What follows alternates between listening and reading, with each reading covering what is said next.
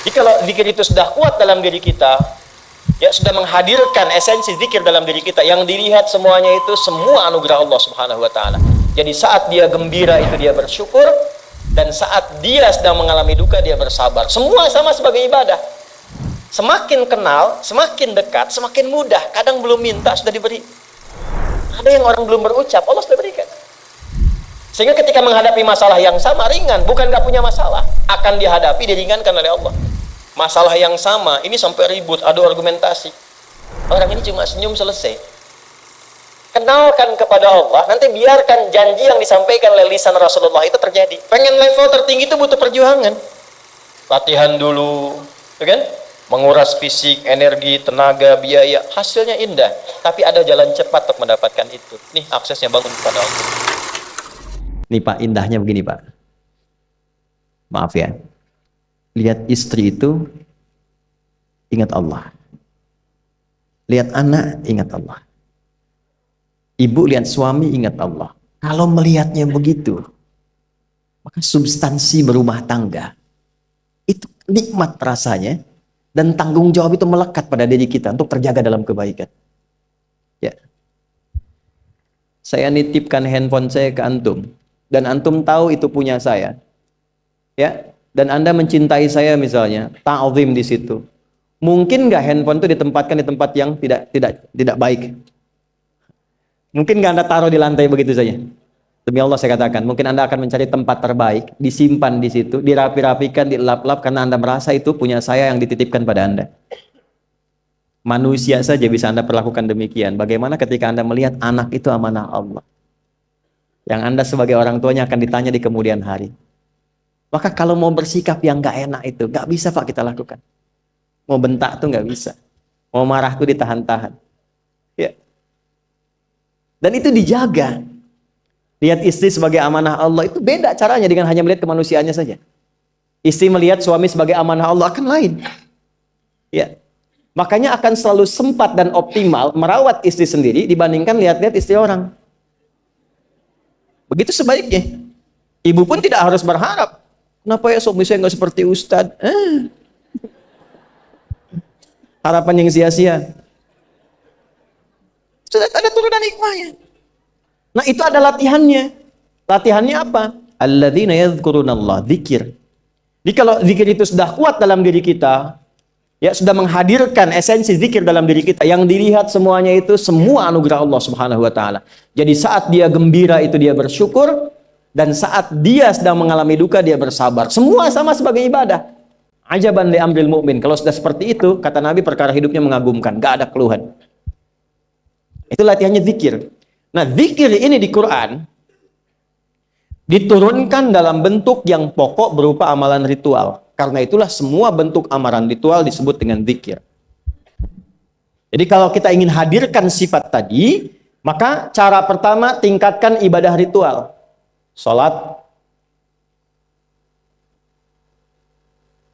Apalagi? Al-Quran. Saya ambil dua dulu lah, supaya nggak banyak-banyak dulu. Yang pokok salat yang kita lakukan tiap hari. Tinggal kuantitas dan kualitas kita tingkatkan. Maaf, lihat sini baik-baik. Salat itu di Al-Quran disebut dengan zikir. Dalilnya Quran surah ke-20 ayat ke-14. Dan langsung disarikan dengan fungsi ibadah sebagai fungsi hidup kita. Sudah? Perhatikan baik-baik. Innani anallah la ilaha illa ana fa'budni wa aqimis salata lidzikri. Itu dalilnya. Sayalah Allah, kata Allah. La ilaha illa ana, tidak ada Tuhan yang layak dipertuhankan dan layak disembah kecuali saya, Allah. Allah. Bagaimana kenal Allah sebagai Tuhan? Ya, yang layak disembah, yang harus dipertuhankan, kenalnya bagaimana? Mendekatnya bagaimana? Fa'budni, sembah saya supaya kamu kenal saya, dekat dengan saya, tahu saya.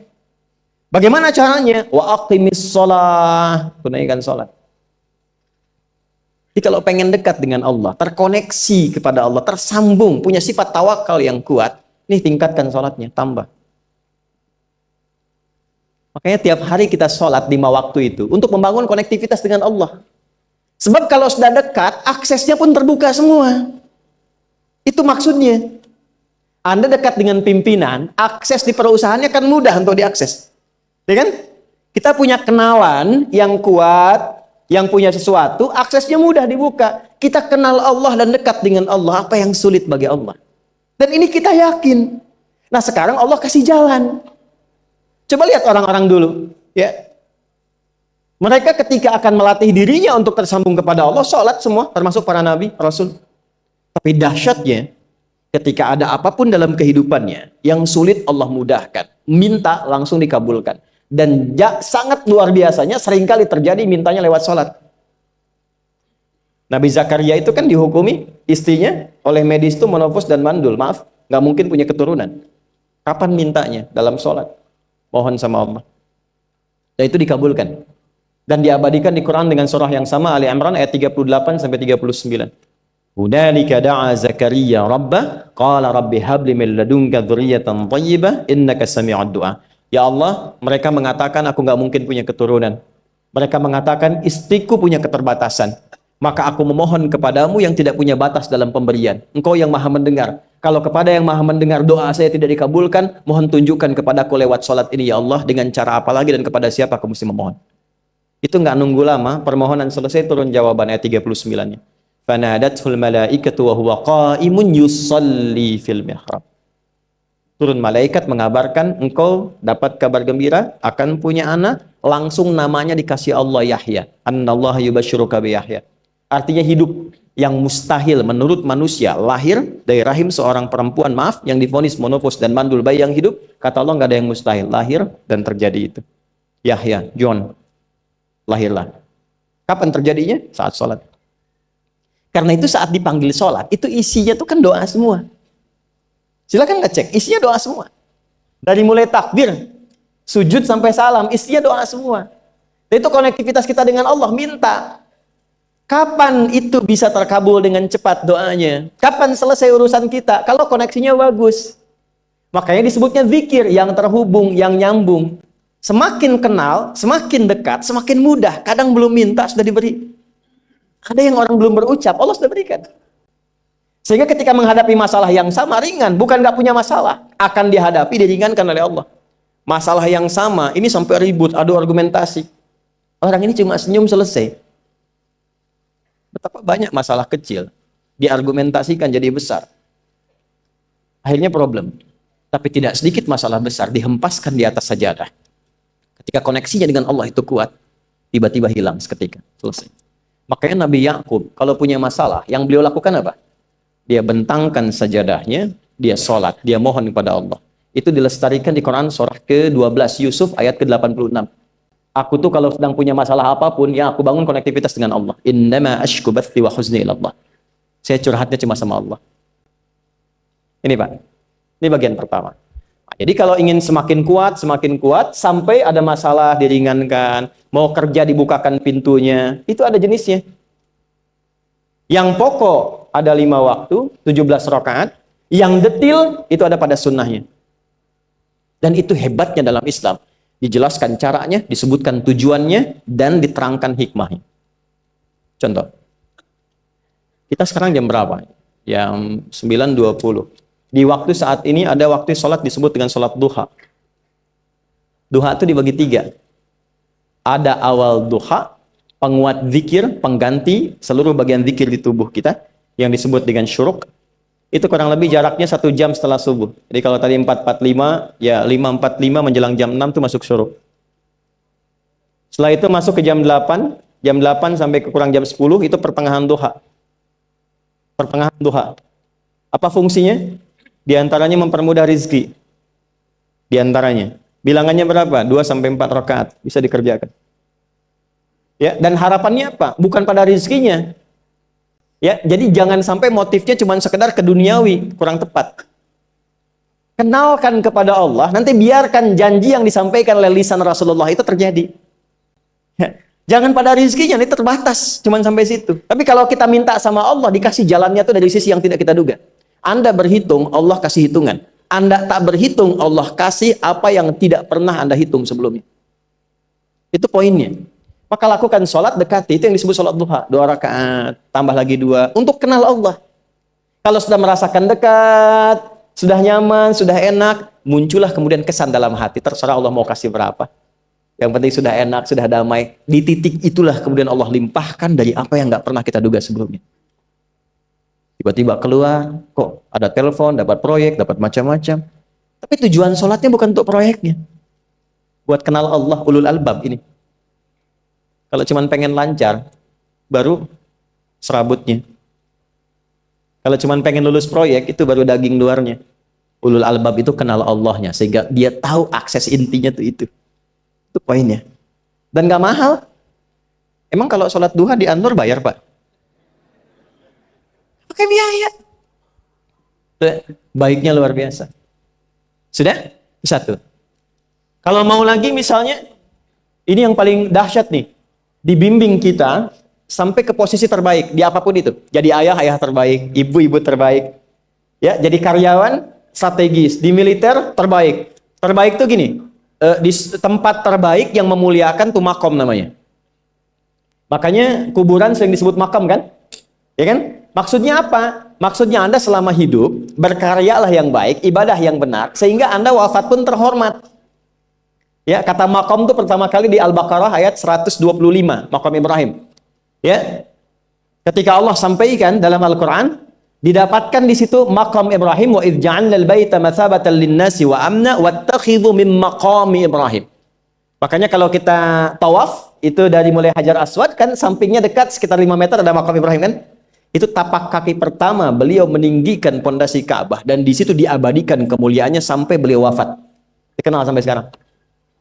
Ya, setelah sekian abad.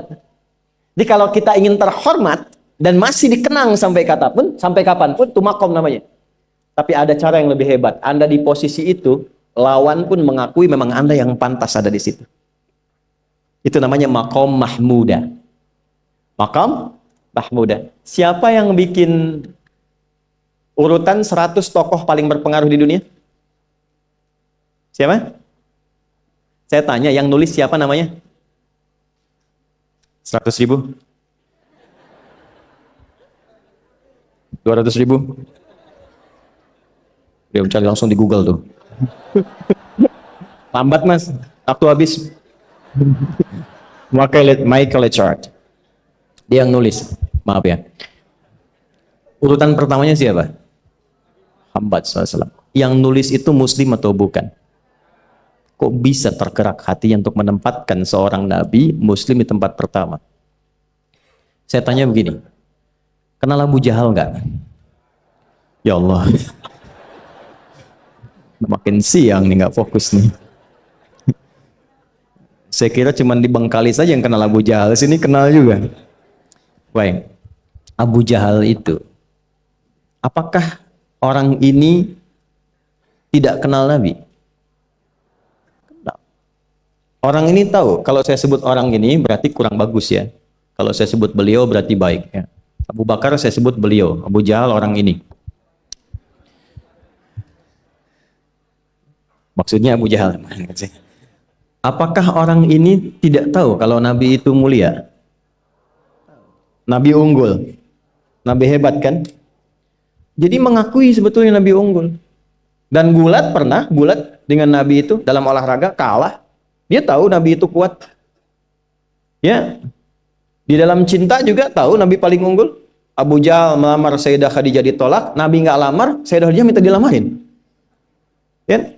Dari sejak itulah dia nggak mau tahu semua yang dari Nabi, pokoknya semua harus jelek. Walaupun dia tahu itu baik. Nggak kenal, sampai nggak menanamkan pada dirinya nggak ingin kenal kebaikan Nabi. Nggak ingin kenal pada sesuatu, itu jahlun namanya. Jadi kalau ada mbahnya yang paling bodoh, yang nggak pengen tahu, itu Abu Jahal namanya. Maka sejak saat itu orang ini disebut dengan Abu Jahal. Tapi Abu Jahal pun itu meyakini kebenaran, kekuatan Nabi, cuman karena iri saja. Gitu. Tapi dia nggak bisa nolak. Menilai seseorang di tempat terbaik yang kita nggak bisa nolak dan mengakui memang dia orang yang terbaik, itu namanya makom mahmuda. Tahukah Anda? Jalan untuk mencapai makom mahmuda itu nggak akan mungkin kita dapatkan kecuali mendekati yang punya semua makom, yaitu Allah Subhanahu wa Ta'ala. Dan jalannya lewat sholat. Itu lewat sholat. Tapi karena ini levelnya istimewa, tingkat tertinggi, ya prajurit pengen jadi komandan terhebat yang diakui, nggak ada orang nyoal. Di kepolisian pengen jadi pimpinan yang baik dan semua mengakui sehingga nggak ada yang nyoal. Di perusahaan pengen jadi pimpinan yang ideal, ya semua mengakui, nggak ada yang nolak. Itu maqam mahmudah. Jalannya apa? Ternyata nggak pakai uang, nggak pakai koneksi-koneksi yang tidak jelas. Koneksinya dibangun dengan Allah sehingga Allah melembutkan hati semua orang itu untuk menetapkan dia yang terbaik. Sholat. Karena levelnya tinggi, dinaikkan dari sekedar sholat fardu. Ditempatkan di waktu yang tidak biasa. Butuh pengorbanan, butuh perjuangan. Namanya tahajud. Turunlah Quran surah ke-17 ayat 79 sampai 81 itu. Quran surah 17 ayat 79 sampai 81. Ini poinnya. Wa minal laili fatahajjad bihi nafilatan laka asa ayyab'athaka rabbuka maqaman. Ini kan terjadi keanehan kan, ironinya. Anda pengen sukses, pengen tertinggi, Anda tahu Allah penentunya, Anda tahu Allah yang punya rizki, Allah punya kekuasaan, tapi Anda nggak mendekati Allah. Terus yang dipakai cara-cara salah, kenapa harus korupsi? Kenapa harus nyogok? Kalau SK-nya nggak Allah tetapkan, nggak akan turun juga. Dan sudah hukum, kalau ayah berbuat maksiat, itu anak istri pasti kena. Itu udah hukum. Makanya saya mohon ya para ayah itu kalau mencari nafkah, cari yang benar. Kasihan anak Anda yang di SD. Harus berhenti sekolah. Maaf, bukan anak Anda, maksudnya anak orang lah. Kenapa harus korupsi? Maka ketika ada tawaran sogokan yang nggak bagus, tuh yang dibayangkan tuh itu bukan cuma proyek jalan dapat uang banyak, tuh anak-anak tuh bahaya. Ke sekolah disebut anak koruptor, sedih. Istri nggak sanggup keluar belanja. Tuh pikirkan, itu sudah hukum. Sudah hukum. Anak juga begitu. Kalau mau berperilaku, ingat orang tua. Sebab ketika tidak baik, orang tua pasti kena. Anak di sekolah berantem, yang dipanggil siapa? Orang tuanya. Itu selalu terikat. Di rumah tangga itu selalu begitu. Karena nafas itu terikat. Semua saling mengikat. Babnya itu jelas. Nah, balik ke sini. Kalau ingin tingkat yang tertinggi, dekati pemiliknya Allah. Ini. Makanya tuh harus punya itu. Itu ringan kalau sudah punya itu tuh Allah. Saya punya Allah. Kita mau apa? Takut hidup. Nabi ditodong pakai pedang. Siapa yang menyelamatkan Muhammad sekarang? Ringan Nabi jawab, Allah. Jatuh pedang. Dibalik, kamu siapa yang menyelamatkan kamu? Bingung. Dan punya Allah itu luar biasa. Nah, ini yang harus tanamkan pada jiwa. Punya Allah sebagai Tuhan. Kalau sudah dekat, kenal, baik dengan itu, akses mudah semua. Dan yang paling indah itu apa? Menerima apa yang Allah tetapkan. Hari ini nggak dapat, alhamdulillah. Saya masih dikasih jalan. Alhamdulillah, besok belum dapat. Ada akumulasi, paham. Nah, itu nggak mungkin bisa dapat rasa itu. Salah satunya, ikhtiarnya apa? Nih, tahajud. Dan hebatnya kenapa sholatnya disebut tahajud? Tidak disebut sholat hajat. Ada hajat, ada tahajud, beda. Hajatun, hajada, hajadun, ada tahajjada ya tahajjud, tahajud. Beda. Tahajud, di situ aja. Ini sengaja nggak saya hapus nih. Mana staf saya? Oh. Foto nih ya. Saya hafal insya Allah. Tahajud. Asalnya dari kata hajada. Gini, ha, jim, dal. Ditambah ta di depannya. Lalu ada tasydid sebelum akhirnya. Nih. Ini akarnya 3 huruf. Ha, jim, dal. Hajada itu asalnya bangun dari tidur malam. Tidur dulu, lalu bangun setelah itu. Itu hajada. Pelan-pelan. Paham sampai sini? Kita teruskan.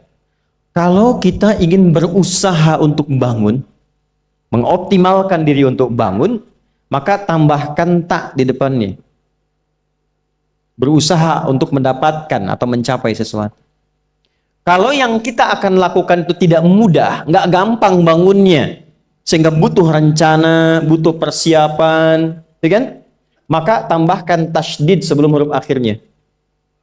Dari kata syiddah, apa yang mau dikerjakan ini nggak mudah. Memang pengen bangun itu jam 3. Tapi kan nggak tiba-tiba ujuk-ujuk bangun jam 3, belum tentu. Ya kan? Kita harus rencanakan dulu supaya bisa bangun, saat bangun tuh siap, bukan cuma bangun. Bangun jam 3, salatnya 4:30, ya kan jauh. Maka untuk bangun jam 3 itu butuh persiapan, nih syiddah. Maka rencanakan, pasang alarm 3 kali. Misal yang ikhtiarnya jam 2, jam 2.15, jam 2.30. Alarm jam 2 untuk mematikan alarm yang kedua. Gitu kan? Yakin saya Anda kalau pasang alarm malam tuh nggak satu, yakin? Bangun, ceklek, mati. Minimal ingat akan ada alarm berikutnya kan? Itu tak. Allah itu sudah tahu modus-modus kita itu. Karena alim maha mengetahui. Detailnya kan kita lakukan kan Allah sudah tahu. Alarm yang kedua membangun kesadaran paripurna. Peringatan kedua. Kalau pengen bangun, enggak tertidur. Maka ketika sampai pada alarm ketiga, sudah sadar kita. Oh. Apa Bu, alhamdulillah. Lebih baik telat daripada enggak sama sekali. Bangun. Nah ini, kalau kita tarik ke implementasi hidup, pengen level tertinggi itu butuh perjuangan. Latihan dulu, kan? Menguras fisik, energi, tenaga, biaya, hasilnya indah. Tapi ada jalan cepat untuk mendapatkan itu. Nih aksesnya bangun kepada Allah. Gitu. Kalau kita tingkatkan ini, itu luar biasa. Jadi itu. Jadi. Nah, kalau ini terus ditingkatkan, terus tingkatkan, nanti membangun value yang terasa. Ada nilai-nilai yang terasakan, kita merasa lebih dekat dengan Allah. Yang biasanya tadi dipanggil azan baru ingat sekarang, baru selesai subuh udah ingat isya. Nanti isya bagaimana, gitu kan urutkan. Tapi tetap zuhur juga, zuhur, asar, maghrib, isya. Waktunya kenal jam berapa. Bahkan dipetakan, saya nanti akan ke sini, masjid yang terdekat di situ. Jadi lihat peta itu, ya lihat peta jalan, saya nggak sebut nama supaya nggak endorse. Itu lihat peta jalan, itu dia petakan, saya akan sampai di situ jam berapa, durasinya berapa, masjidnya di mana. Kalau tertinggal di situ, di sini saya sholat Jumatnya. Sampai ke situ. Nah, value yang membuat kita semakin meningkat dekat dengan Allah, itu takwa namanya. Takwa. Disebutkan sebanyak 240 kali dalam Al-Quran. Nah, intinya itu ini nih. Jiwa takwanya. Kalau ini sudah ada, Allahu Akbar. Silahkan Anda keluarkan semua kata-kata takwa di Quran. Tidak ada kecuali yang indah semuanya. Quran surah 65. 65 itu babnya bab tolak. Surahnya At-Tolak. Tolak itu persoalan terbesar di rumah tangga. Nggak akan bisa terjadi yang demikian itu kalau ada takwa di dalamnya. Nyambung. Kalaupun mesti terjadi, itu spirit takwa mengarahkan pada yang terbaik. Makanya di ayat kedua di ujungnya, sampai ke ayat 3, apa yang terjadi? Di rumah tangga itu kan cuma 2 babnya. Satu masalah dari komunikasi, yang kedua materi. Perhatikan. Wa may yattaqillaha yaj'al lahu makhraja wa yarzuqhu min haitsu la. Siapapun yang mampu meningkatkan takwanya kepada Allah. Pakai man tuh, setiap personnya. Suami, istri, ayah, ibu, anak, satu keluarga mencoba meningkatkan takwa. Dia tahajud, bangun semua ingatkan. Bangun semua tahajud, salat duha, yuk ingatkan dimanapun. Alhamdulillah. Apa yang terjadi ketika dilakukan? Apa jawab Allah? Yaj'al lahu makhraja. Nggak pakai alif lam, makhraja. Masalah apapun yang engkau alami. Suami berangkat ada masalah. Ada masalah umum yang semua orang mengalami itu. Tapi yang ini enggak. Kena macet, ada macet, dia mau berangkat, tiba-tiba diarahkan, jangan lewat situ Pak, macet, Bapak kesini aja. Ya. Pak ikut kami saja Pak, tiba-tiba patwal datang, ayo ikut. Ya, itu bisa terjadi. Wa yarzuqhu min haitsu la yahtasib, bahkan rezekinya pun itu datang dari sisi yang enggak diduga. Enggak nyangka ya, emang enggak sangka datangnya. Ya, habis sholat, tiba-tiba telepon masuk, belum selesai proyek, ini ada permintaan itu. Beda istidraj dengan takwa itu lain. Kalau istidraj itu bertambah tapi lupa Allah. Hati-hati. Proyek nambah, sholat lupa. Hati-hati. Hati-hati ya. Pekerjaan menambah, omset nambah, tapi nggak pernah bisa ngaji. nggak pernah mampu sholat. Hati-hati itu. Dan paling bahaya kalau itu nambah terus sehingga membuat lupa semua ibadah. Itu istidraj namanya. Istidraj. Ancamannya akhirat tuh, hati-hati. Segera ingat, segera ingat. Tapi kalau semakin nambah, semakin ingat Allah, itu anugerah. Karena Allah telah menilai hamba ini paham menjalani kehidupan, sehingga dia ngerti. Makanya Utsman, Abdurrahman bin Auf, setelah masuk Islam, hartanya makin nambah. Karena kenapa? Karena telah dinilai layak mengelola harta, paham cara mengelolanya. Dapat segini, alokasikan ke sini. Dapat segini, alokasikan ke sini. Pak, di mana logikanya? Ada 600 truk hasil usaha. Bapak punya 600 perusahaan. Satu perusahaannya itu bergerak di bidang misalnya logam mulia. Ya, ada emas, ada berlian, ada macam-macam dan sebagainya. Satu kali, Anda berhasil mendapatkan kurang lebih 600 truk logam mulia di dalamnya. Mau datang kemudian ke tempat Anda di jalan. Tiba apa yang terjadi? Ada komen tetangga kepada Anda. Misal, komennya nggak langsung, cuma ke teman tetangga Anda dengar. Waduh, Pak Asep hisabnya luar biasa kayaknya ya. Hisabnya, bukan berliannya. Hisabnya luar biasa, terus nyampe di telinga Anda. Kira-kira ketika mendengar itu respon Anda apa? 100.000? Bingung kan?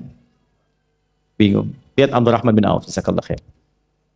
Datang 600 kafilah pakai unta. Isinya semua emas, berlian, perak, macam-macam. Heboh Madinah, bum bum bum bum bum bum bum. Tiba-tiba Sayyidah Aisyah komen radhiyallahu taala anha. Beliau kan yang terdekat dengan Nabi, satu istri Nabi SAW. Jadi kalau sudah ring satu Nabi, ada yang komen, kita tuh cuma 3 sikapnya. Like, share, and subscribe. Gak usah ikut komen lagi. Sukai, share, subscribe. Ikuti jalannya. Apa komennya? Secara singkat, kama qalat. Aku pernah mendengar Nabi SAW mengatakan, Abdurrahman bin Auf itu agak lambat hisabnya. Ya, selambat-lambatnya cepat juga dibanding kita kan? Ya? Maksudnya apa? Ingin menggambarkan betapa banyak kekayaannya. Scan, checklist, semua. Ketika mendengar komen itu, apa kata Abdurrahman bin Auf? Saya jadikan semua yang baru datang itu saya sedekahkan semua untuk orang Madinah. Supaya mempercepat hisabnya itu. Saya sedekahkan semua. Bisa nggak begitu?